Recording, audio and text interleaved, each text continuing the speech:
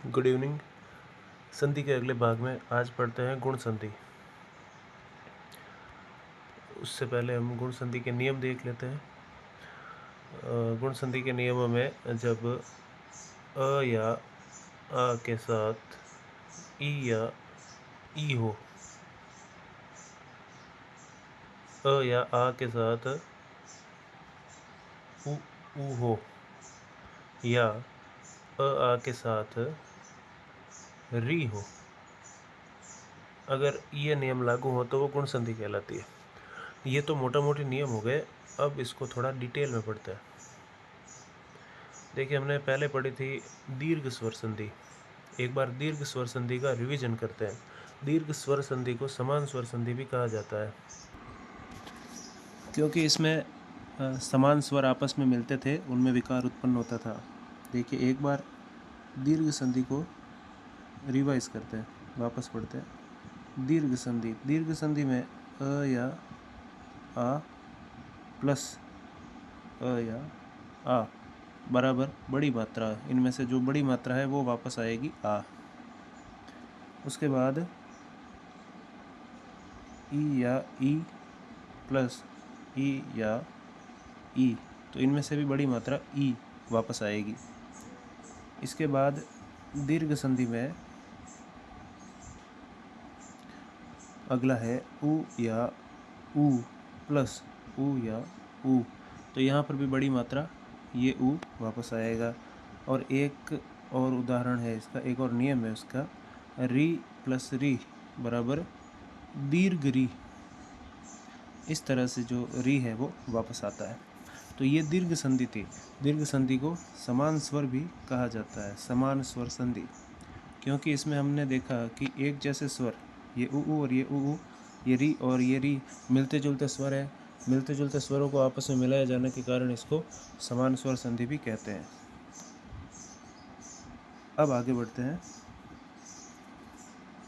हमने देखा कि सारे स्वरों को एक बार मिलाया गया, आपस में समान स्वरों को आपस में मिलाया गया। ऐसा दीर्घ संधि में हुआ था। अब इसके बाद कोई समान स्वर संधि तो होगी नहीं। दीर्घ संधि को समान स्वर संधि भी कहते हैं, और दीर्घ के बाद कोई भी संधि समान स्वर संधि नहीं है।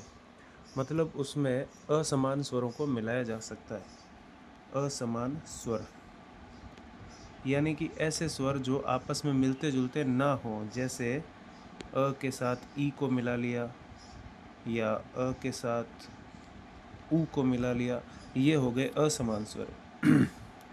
अब इसके नियम को याद रखने का एक तरीका देखते हैं कि पहले सारे समान स्वर हो गए,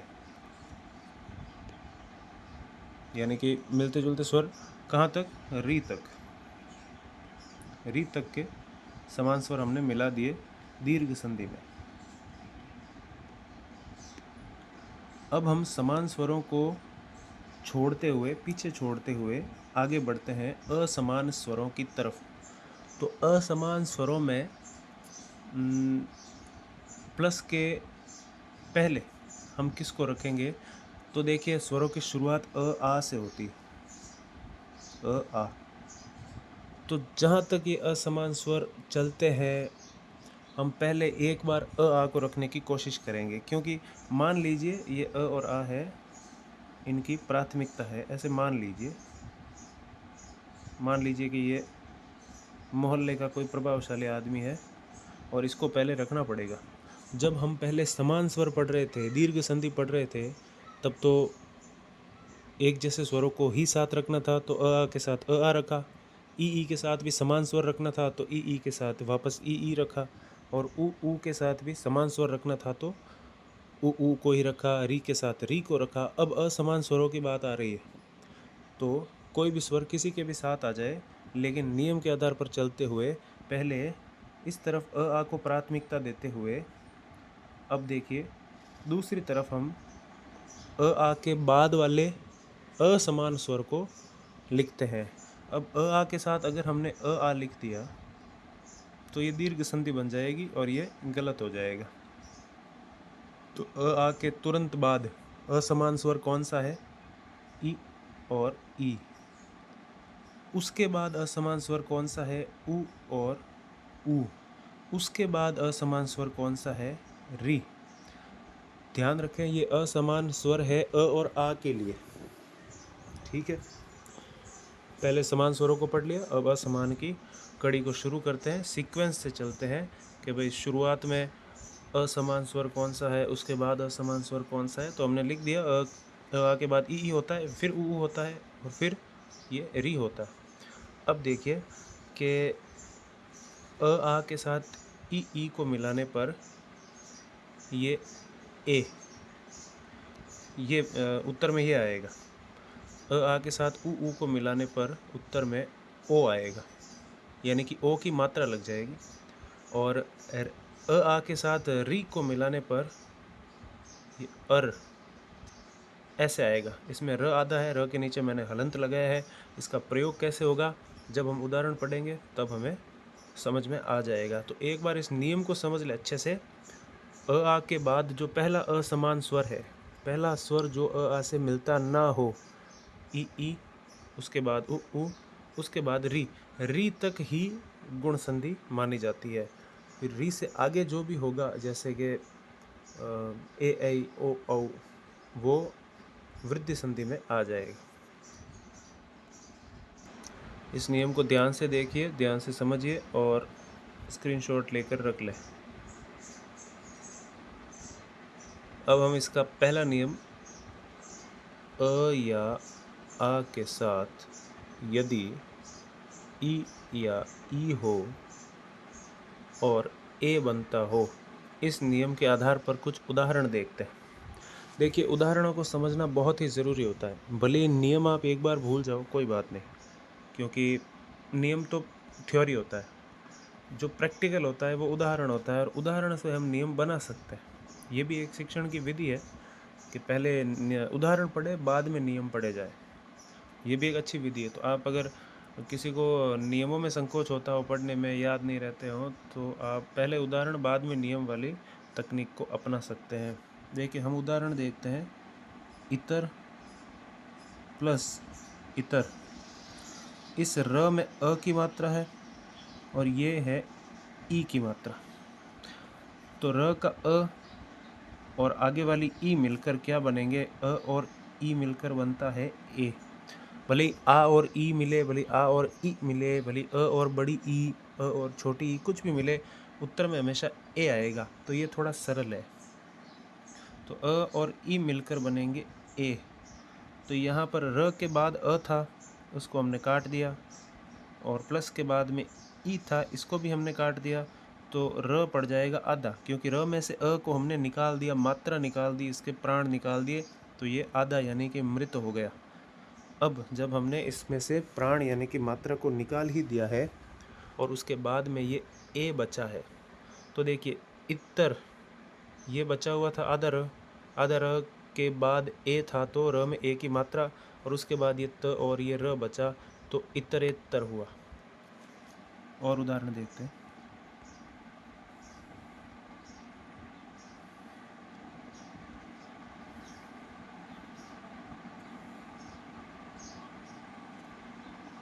एक शब्द होता है विवाह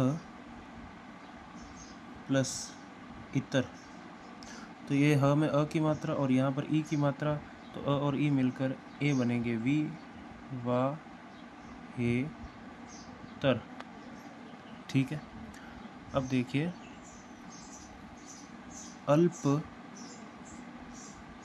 प्लस इच्छा, यहाँ पर भी वही रूल है, प में अ की मात्रा और बाद में ई, तो प का अ और ई मिलकर ए बन जाएंगे, और प में वही ए की मात्रा लग जाएगी, क्योंकि प के अ की मात्रा को हमने संधि कर दिया था। तो वो मात्रा ख़त्म हो गई, और आगे जो मात्रा ए वाली मात्रा नई मात्रा आएगी वो प में लग जाएगी। अल्पेच्छा ऐसे हो जाएगा। अब इसके बाद देखिए इच्छा वाला उदाहरण हो गया, तो अब नग, नग प्लस इंद्र, ग में अ की मात्रा और उसके बाद ई, तो हुआ नगेंद्र। आपको ये ध्यान रखना है कि अगर संधि विच्छेद करते समय ए की मात्रा दिखे तो ये ध्यान रखें कि यहाँ पर गुण संधि है और ए की मात्रा को तोड़ना है, अ या आ प्लस ई या ई, ये उत्तर में आएगा, छोटी ई या बड़ी ई जो भी है।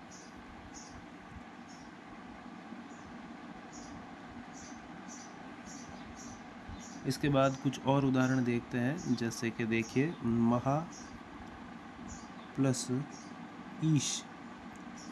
कई बार लोग यह गलती कर देते हैं कि महा और ईश का महिष कर देते हैं, लेकिन आपको पता है कि बड़ी ई की मात्रा या आ की मात्रा या ऊ की मात्रा या दीर्घ में री आए आ जाए तो वहाँ पर दीर्घ संधि ही होती है। ये दीर्घ मात्रा है, बड़ा आ, बड़ा ऊ, बड़ी ई, दीर्घ री, ये सारी मात्राएं दीर्घ मात्रा है। जबकि हमें यहाँ पर ह में आ की मात्रा, ह में से आ की मात्रा निकाली तो ह यहाँ पर अब आधा हो जाएगा, और आगे वाले ई। अब जैसा कि नियम था अ या आ प्लस ई या ई, चाहे कुछ भी हो उत्तर में ए ही आएगा, तो ये ए की मात्रा यहाँ पर ह में लग जाएगी, म ए श, ये ई कट गया था ऊपर वाला। अब आगे एक और उदाहरण देखते हैं।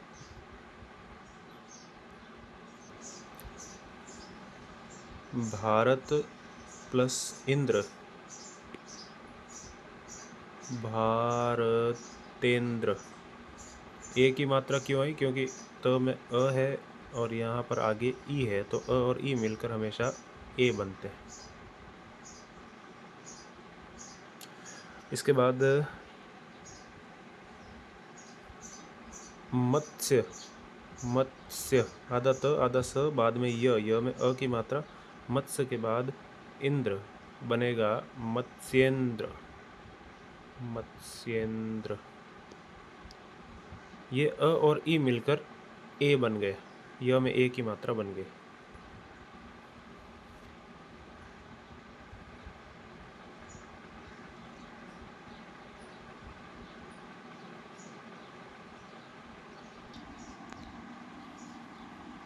भोजन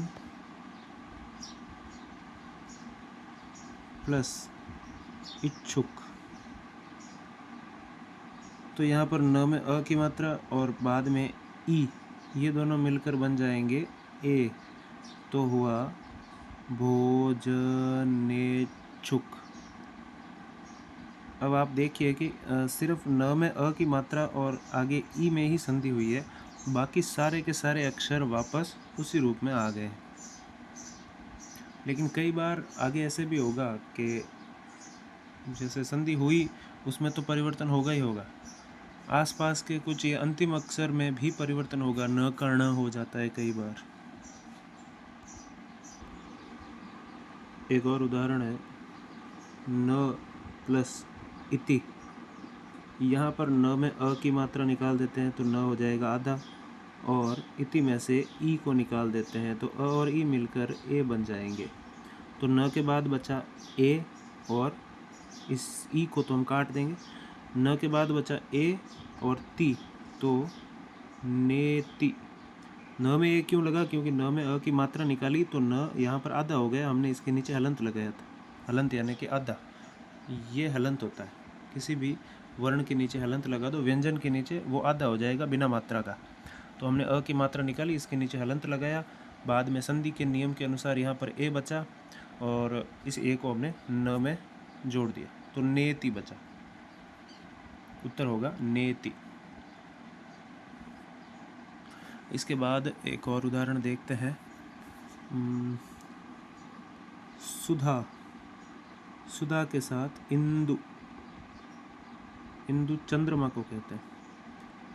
तो सुधा में आ की मात्रा और आगे ई, तो बनेगा तो ए ही, सुधेंदु, सुधेंदु।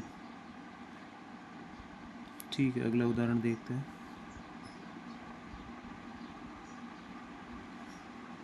एक भगवान शिव का पर्यायवाची शब्द है गुड़ा का प्लस ईश, क में आ की मात्रा और आगे बड़ी ई, तो आ और ई मिलकर ए बनते हैं।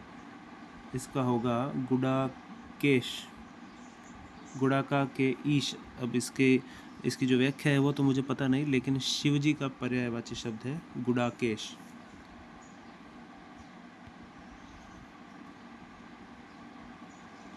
इसके बाद एक शब्द है ऋषिक प्लस ईश। आप सबने ऋषिकेश सुना होगा, एक शहर का नाम है। तो उसका शुद्ध उच्चारण और शुद्ध लेखन ऐसे होता है, अभी जो इसका संधि करने के बाद जो उत्तर आएगा वो इसका शुद्ध उच्चारण है। ह के नीचे री की मात्रा है, श में ई की मात्रा है, क में अ की मात्रा। संधि इसी मात्राओं, इन्हीं क में अ की मात्रा और आगे वाली ई की मात्रा में हमें संधि करनी है। अ और ई मिलकर ए हो जाएगा। तो क के बाद बचा ए, क्योंकि क की मात्रा यहाँ पर लुप्त हो चुकी है, हमने हटा दी यहाँ से। क हो गया आधा और बाद में बचा ए, ये ई भी हट गया। तो इसका उत्तर होगा ऋषि, क में ए की मात्रा और श, ऋषिकेश। ये भगवान विष्णु का पर्यायवाची शब्द ऋषिकेश। ऋषिक के एश, ऋषिक कहते हैं इंद्रियों को, जो हमारे आँख कान नाक गला, जिनसे हम बाहरी संसार को महसूस करते हैं, उन्हें इंद्रियां कहते हैं।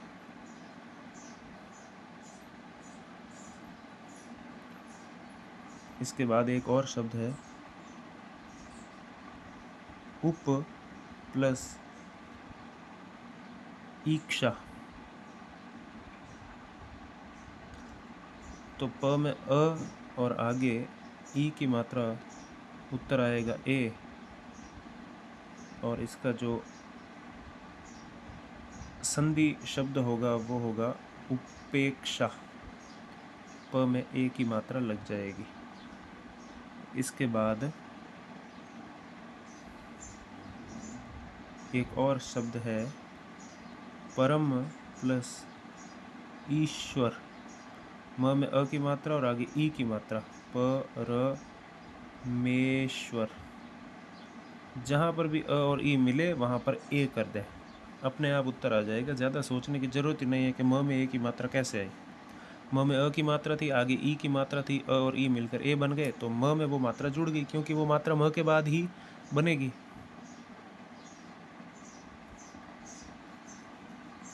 चलिए अब हम थोड़ा संधि विच्छेद करके देखते हैं, कुछ ऐसे शब्द जिनको हम संधि विच्छेद कर सकें। जैसे कि एक शब्द है प्रेक्षा। तो यहाँ पर अब संधि विच्छेद करने का नियम है कि बड़ी मात्रा को ढूंढते हैं, सॉरी, जो भी मात्रा बनती हो उसको ढूंढते हैं। जैसे दीर्घ संधि में बड़ी मात्रा को ढूंढते थे, पूर्ण संधि में ए, ओ और अर, इस ध्वनि को हम ढूंढने की कोशिश करेंगे, अर की ध्वनि और ए और ओ की मात्रा। तो यहाँ पर तो होने से रहा कि प्रेक्ष प्लस आ, ये तो गलत हो जाएगा। तो हम इस प्र के ऊपर ए की मात्रा है, इसको अलग अलग करके देखते हैं। अब जैसे ये ए की मात्रा है, अगर हम इसको तोड़ेंगे तो इसका उत्तर आएगा अ या आ प्लस ई या ई, क्योंकि नियम यही है। हम नियम से उल्टे चल रहे हैं। जैसे पहले हमने उत्तर लिखा और बाद में इसका नियम लिखा, अ आ और ई को मिलाकर ए बनेगा। प्रेक्षा में ये ए की मात्रा यहाँ पर बनी हुई है। अब प्रेक्षा के ए की मात्रा को तोड़ेंगे तो यहाँ पर एक तरफ या तो अ आएगा, अ या आ में से कोई एक, और उधर ई और ई में से कोई एक।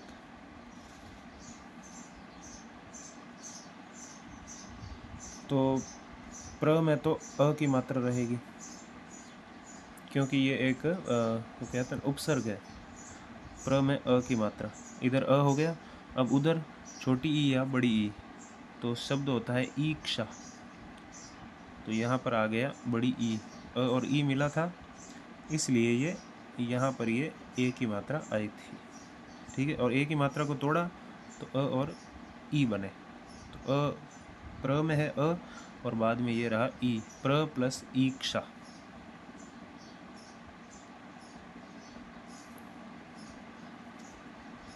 अब देखिए एक दो शब्द और संधि विच्छेद कर देते हैं।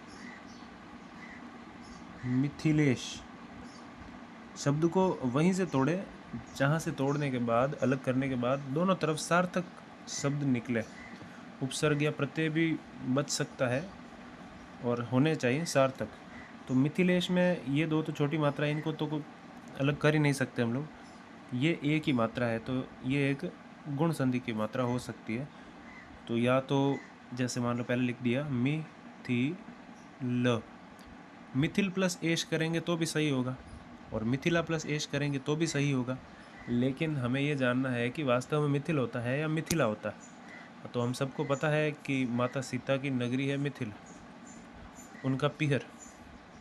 मिथिला प्लस यहाँ पर हम कर देते हैं ईश, क्योंकि ये ल में आ की मात्रा और ये ई की मात्रा, आ और ई मिलकर बने ए, तब बना मिथिलेश। मिथिला प्लस ईश, कोई भी मिथिला प्लस एश ना करे, गलत हो जाता है। मिथिला प्लस ईश होगा तभी मिथिलेश बनेगा।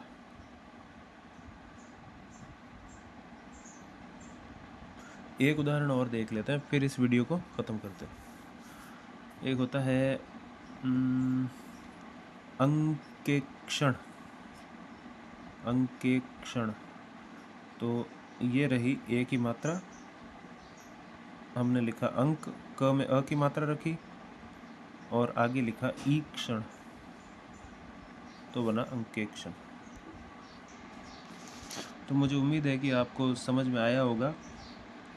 अगर आप वीडियो देखते हैं, समझ में आता है तो अच्छी बात है, नहीं समझ में आता है तो आप कमेंट कर सकते हैं, कोई उसमें वो संकोच वाली बात नहीं है। आपको कुछ भी समझ में आए, कुछ भी समझ में ना आए, हो सकता है मेरे पढ़ाने का तरीका थोड़ा आउटडेटेड हो, मेरे हिसाब से ठीक हो सकता है पढ़ने वालों के हिसाब से ठीक ना हो। तो अपनी राय ज़रूर दें अगर आप इस वीडियो को देखते हैं। और अगले वीडियो में हम इसका दूसरा नियम पढ़ेंगे, अ या आ प्लस उ या उ जो बनेगा ओ। तरीका यही है जो हम अभी पहले नियम में पढ़ रहे थे, उदाहरण अलग होंगे बस। तो ठीक है, आज के वीडियो में इतना ही। आप सभी का बहुत बहुत धन्यवाद।